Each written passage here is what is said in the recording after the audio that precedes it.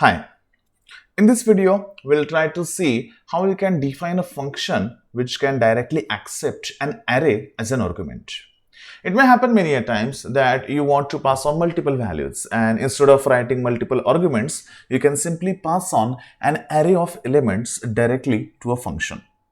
Now remember, I am going to demonstrate this in two different ways.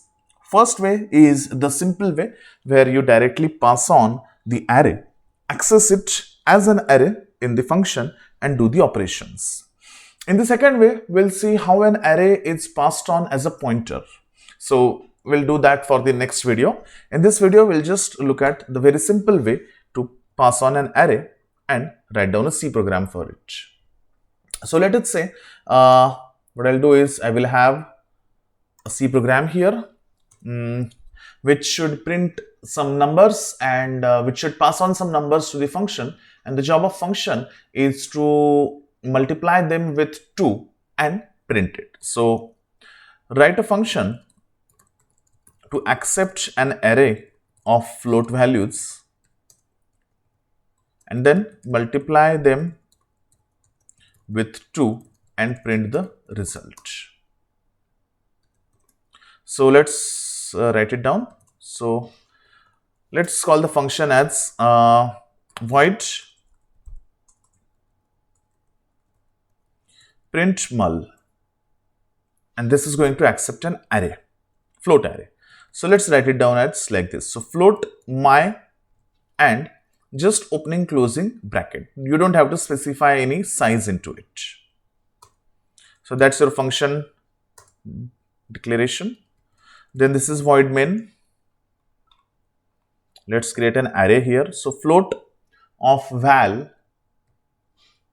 is equal to curly bracket. Let's take some values. So 21.1, 15.6, 39.6, 45.2 and 10.52.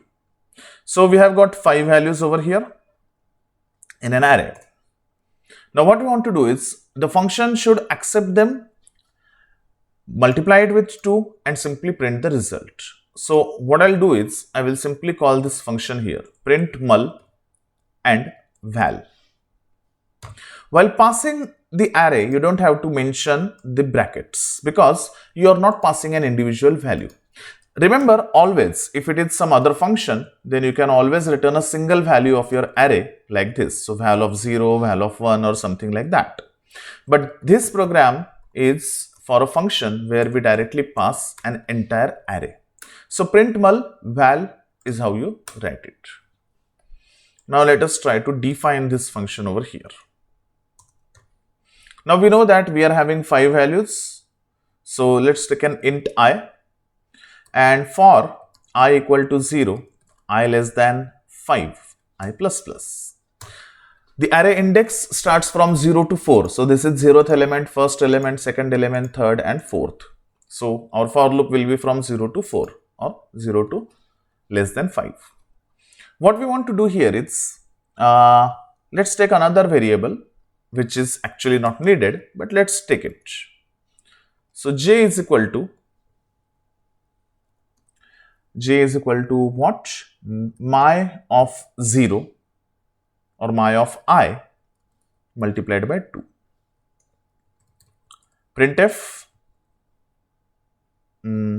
%d x %d is equal to %d, comma.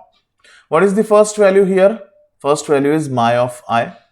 The second value is actually 2. So we don't have to write down here %d. We can simply write down 2 directly here. And then we have a result called j. Now all of these are not int values. These are all float values. So j is it's supposed to be float because we are performing the multiplication with floats. So %d instead of it should be %1.1f, which should print only one digit value. %1.1f, my of j and my of I and j. That's it. So in first iteration, it will accept or it will work on 0th element, first element, second element, third element, fourth and fifth, so on. Let us also give new lines before and after.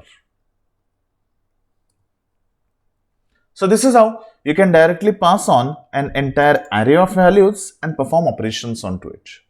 Let's build and run this code. My first value was 24.1. So when you multiply it by 2, we get this. 15.6 multiplied by 2, you get this. 39.6, 54.2 and 10.5. Remember, if you make some mistake in indexing, then your program may throw error, or may not be an error, but if I start from 1, if I end at 5, then what will happen is I might skip my first value, which is 24.1. So just make sure when you pass on the array, access them properly from index 0 to the last index. This program can be converted to use any kind of arrays in your programming, or any kind of integer or float arrays. About the text array, we'll see in our next video. Thank you for watching this video.